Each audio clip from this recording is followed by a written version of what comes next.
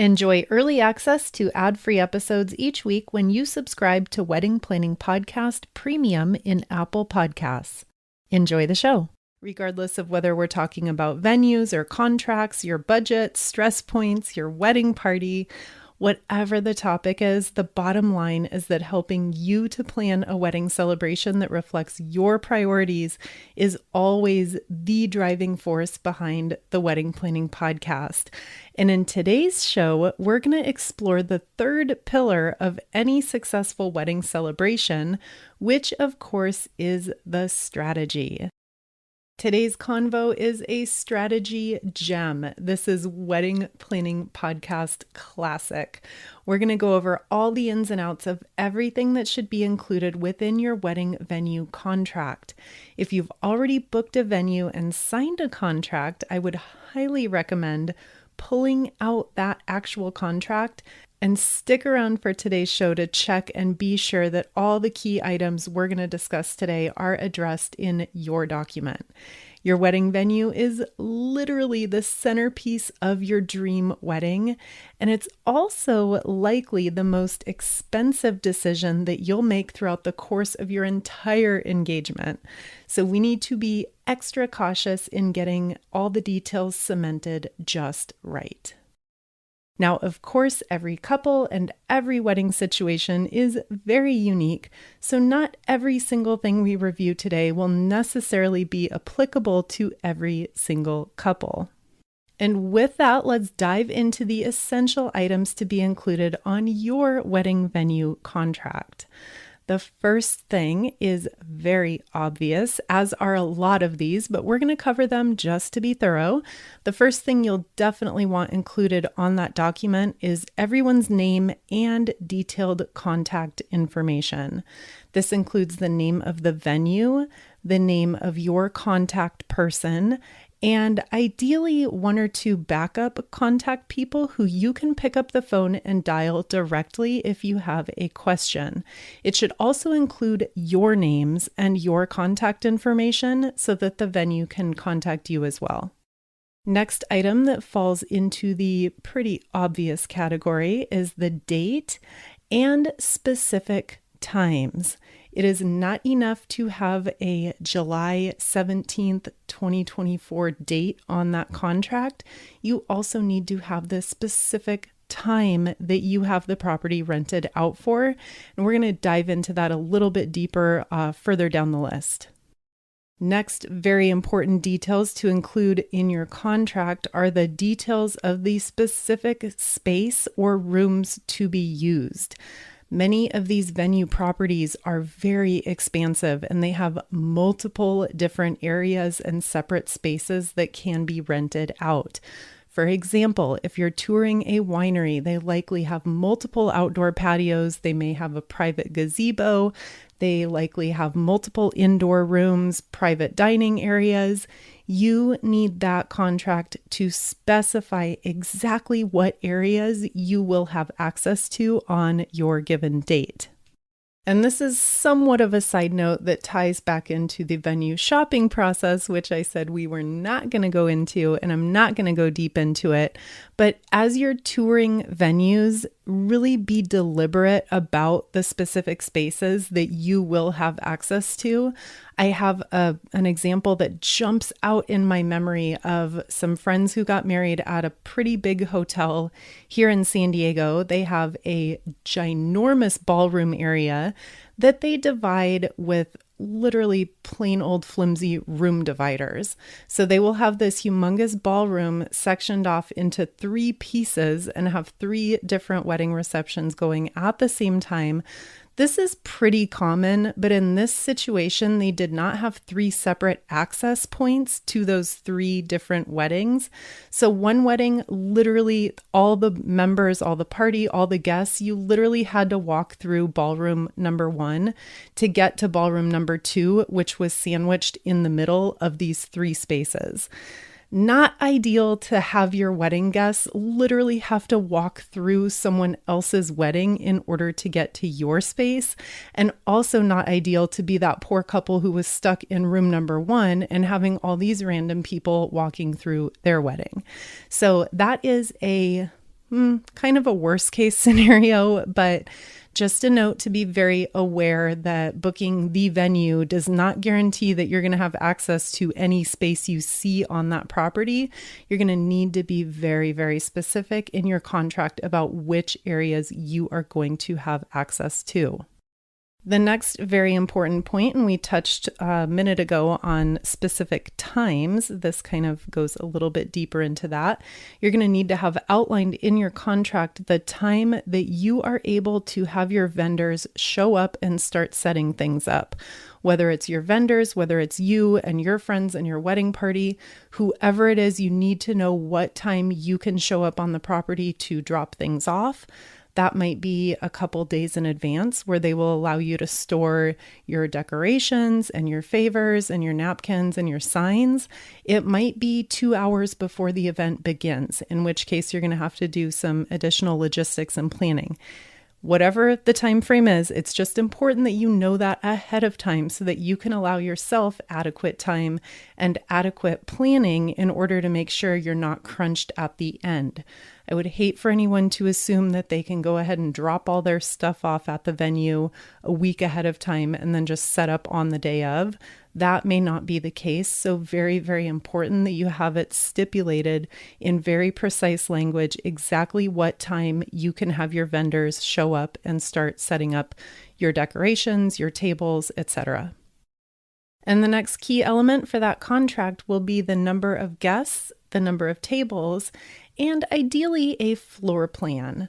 Now, this might be subject to change between the time when you commit to that venue and then anywhere up to a few weeks out from your wedding date. And we're going to cover that more in just a few minutes when we talk about your final deposit and due dates.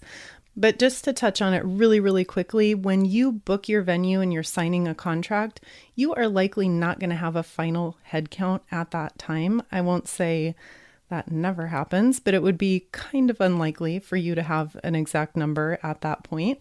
But you do need to make sure that your rough guest list is compatible with that venue. So for example, if the venue's maximum capacity is 100 people and you have 150 people on your guest list, that may not be an ideal situation. So this is the time to confront these things head on and not sweep them under the rug so that you get into trouble months down the road. So we'll talk about the actual numbers and the final count and all that a little bit later in today's show. But in essence, be sure that the number of guests, the tables, and a generalization of the floor plan is something that is addressed in that contract. Susan's Travel Services is so excited to partner with you to plan your honeymoon, destination wedding, or maybe even your bachelor or bachelorette party. Susan and her team have been planning dream vacations for 27 years, and they are truly the best in the business for start to finish planning services.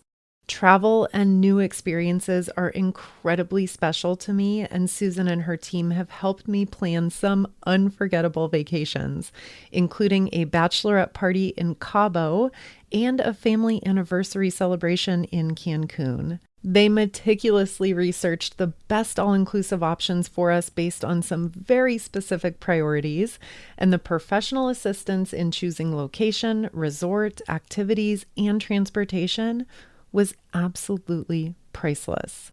From all-inclusive resorts in Mexico and the Caribbean, overwater bungalows in the Maldives, or that African safari that you've always dreamed of, save yourself hours of research and guesswork and let Susan and her team find you the best options for a once-in-a-lifetime vacation. Reach out to Susan and her team today by emailing info@susanstravelservices.com. And be sure to let her know that I sent you and get $50 off your final booking or $200 off your destination wedding. Her email one more time is info@susanstravelservices.com. All right, my friend, we are back and let's continue our conversation on the essentials for your wedding venue contract. A very lightning speed recap of what we've gone over so far. You're going to need your names and contact information on that contract. That goes for you and your partner and also for the venue itself and any contact personnel who you can pick up the telephone and call for questions. That should all be spelled out. You need your date and specific times of your event. You're also going to want to detail the specific space or rooms that you will be able to use on your wedding day. And you'll also want detailed in that contract the time that you are able to show up and start setting up your things. You being you, your friends, your family, your vendors, whoever it is that you've designated. And then lastly, we touched quickly on your number of guests, the tables, and a generalized floor plan so that there aren't any surprises on the day of your wedding. And with that, let's keep going. And this next one is so important. And honestly, we could probably dedicate an entire show to this topic alone. The next item that you need to have on that contract is a very itemized list of every single thing that you are paying for.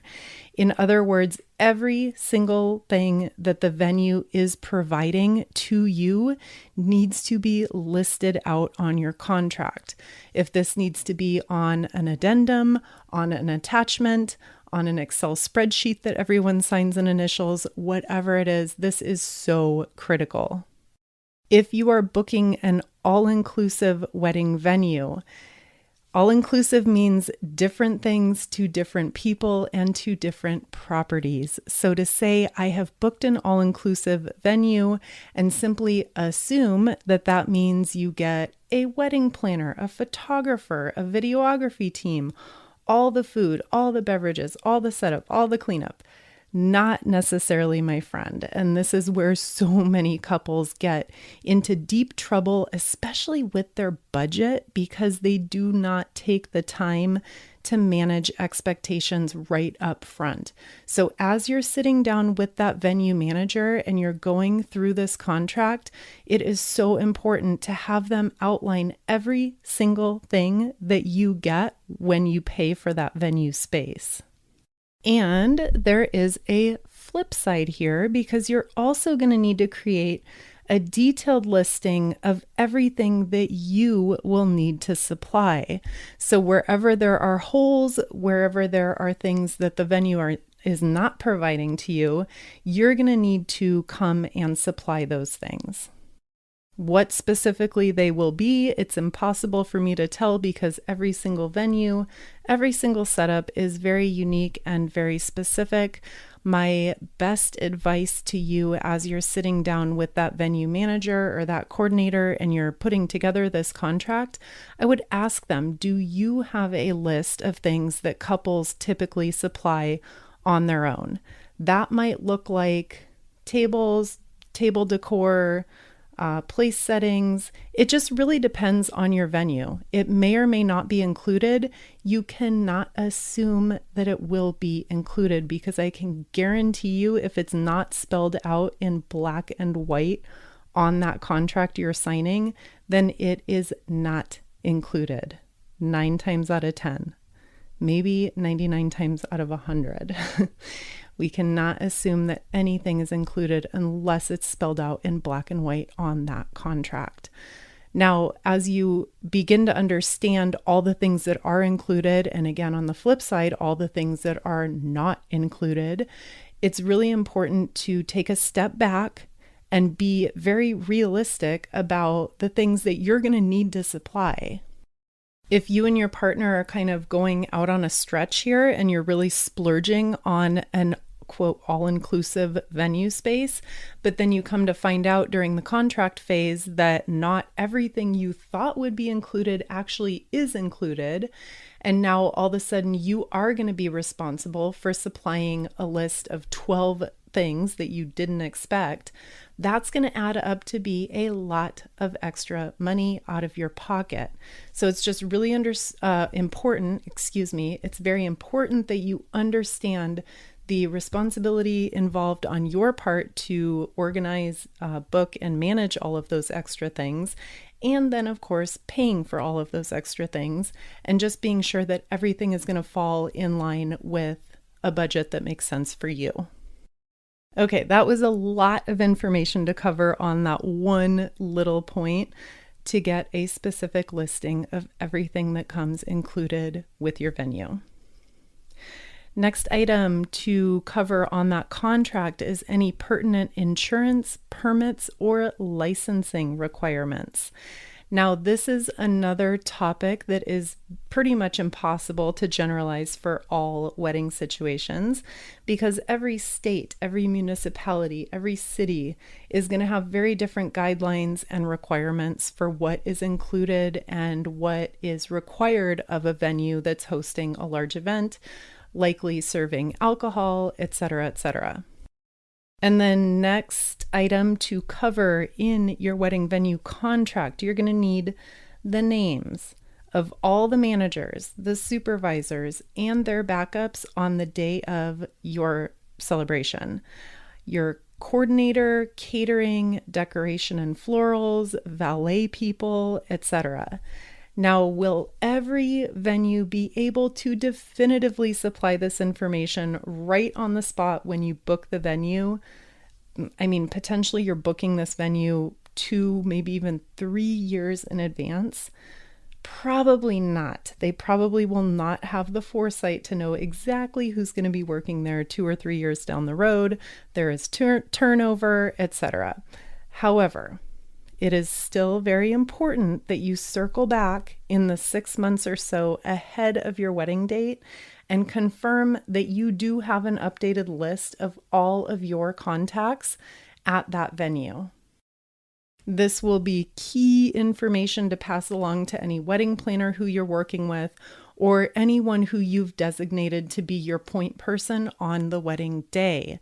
The last thing on earth we want to have happen is have it be time to show up for cocktail hour and all of a sudden nobody can reach the venue manager. Something has gone wrong. We need to reach someone to ask a question and you don't have their phone number. That can be easily avoided by making sure that you proactively have that all laid out in your contract. You'll also want to see any setup fees, any cleanup fees, or fees for going over time. And then let's just blanket add here any additional fees. I want every single penny of that grand total accounted for in black and white. Just because a venue is all-inclusive doesn't mean that there won't be extra setup fees, extra cleanup fees, and there will certainly almost always be fees if your things are not cleared out and not cleaned up at the appointed time. So be sure that all of that is very clearly understood. And then coming to the end of our list here, you're going to need to see the total cost. And along with that total cost, that needs to be itemized. So everything that we've touched on today that has a cost associated with it, you'll want a list of every single one of those things that totals to the exact total cost. This includes gratuities and any and every single other line item that you're being billed for.